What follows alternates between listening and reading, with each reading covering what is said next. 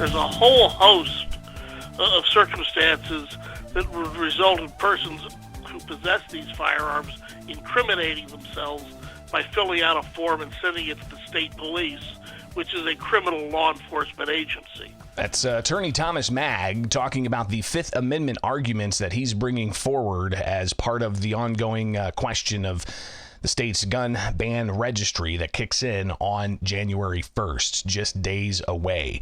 So yesterday we did review that Attorney Thomas Maag. He has filed for review of the Fifth Amendment argument, and we'll review that here with Bishop on Air and also delve into some of the previous times we've talked with Thomas Maag about that Fifth Amendment argument, which ultimately he says has not been made.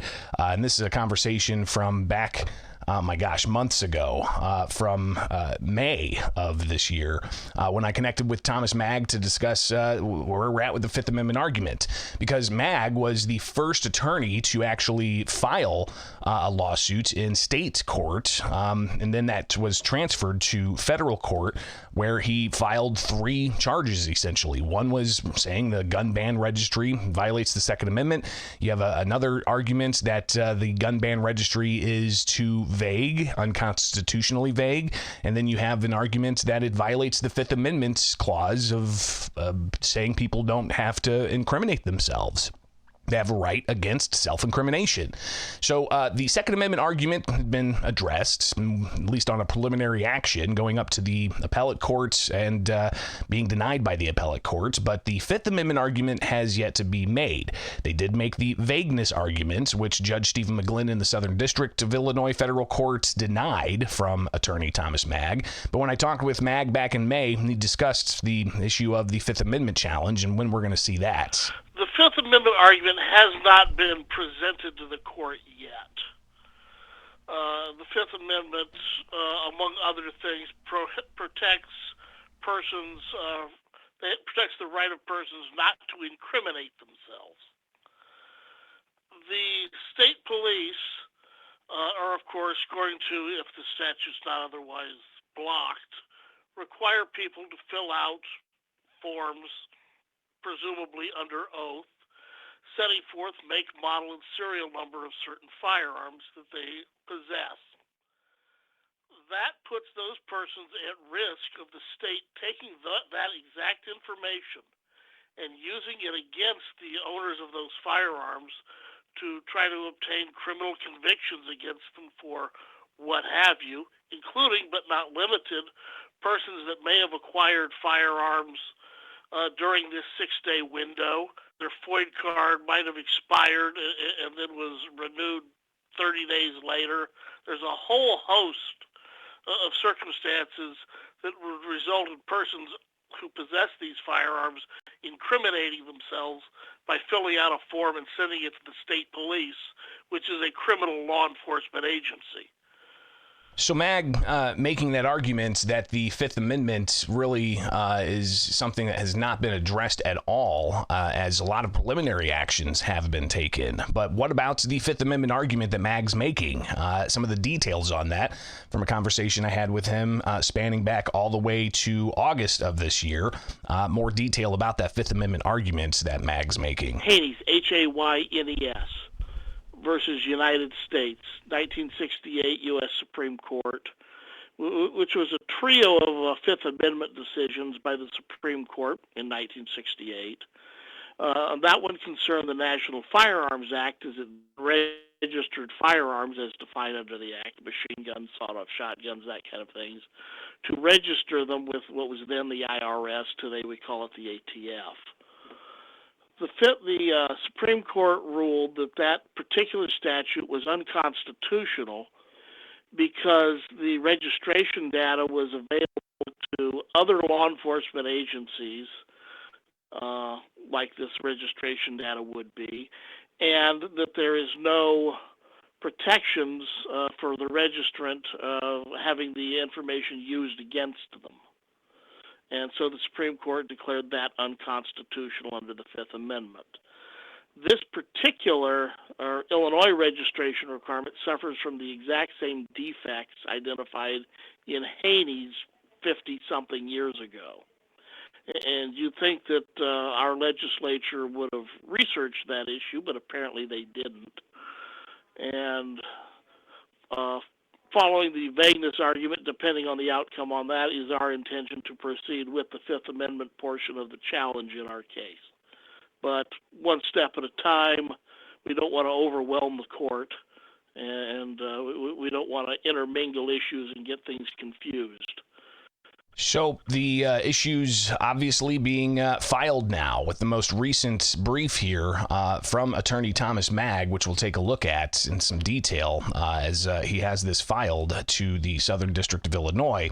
And the judge in this case, Judge Stephen McGlynn, actually giving the state a time frame of when they should have a status hearing. I believe Judge McGlynn gave January 4th to be the status hearing on that. Yes, that's after the January 1st deadline. So it looks like that January 1st deadline is going to kick in. But Judge McGlynn, in a ruling that he issued denying a delay in that January 1st deadline in the Federal Firearms Licensees of Illinois case, saying that he wants to get to the merits of this issue sooner than later, saying that he wants to do it as early as January. And even in this case that Maag brought, saying that indeed they're going to be pushing for this into the merits of the case, making sure that they address the merits of the case. So Maag's filing on Friday led to the issue being raised as something that they're going to tackle on summary judgment in that Fifth Amendment argument. And while McGlynn said he wants a status hearing January 4th, you've got the state looking for a status hearing either on the 8th or sometime in the second week of January. That's just a status hearing. That could be, setting up the various measures that are needed for such a longer, maybe, hearing on the merits of the Fifth Amendment arguments. But Maag, in his argument that he filed, let's take a look here. He talks about how in previous U.S. Supreme Court precedents, the obligation to register firearms under PICA is similarly a function of having possession of a given firearm. Like in Haney's, not every possessor of a PICA firearm must so register. Goes on to say basically government actors are immune, and that's the issue of the equal protections, where you've got some in the security sector, law enforcement, retired law enforcement. They do not have to register their firearms.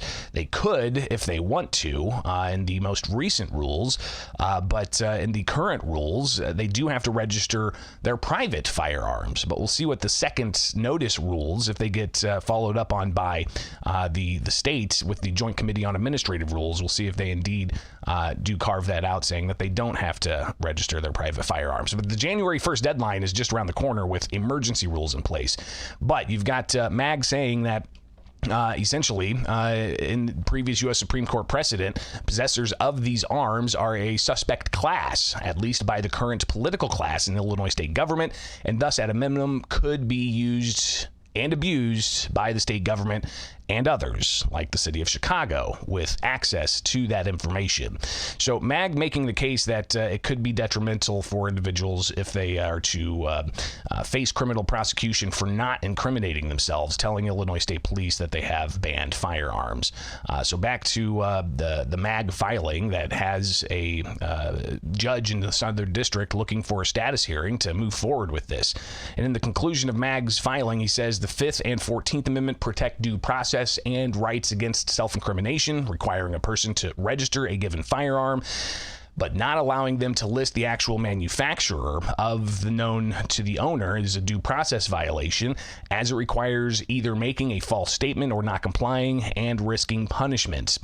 Like under Haney's, the right to not provide information that could be reasonably used against you in registering a firearm bars any enforcement of any statute criminalizing the same.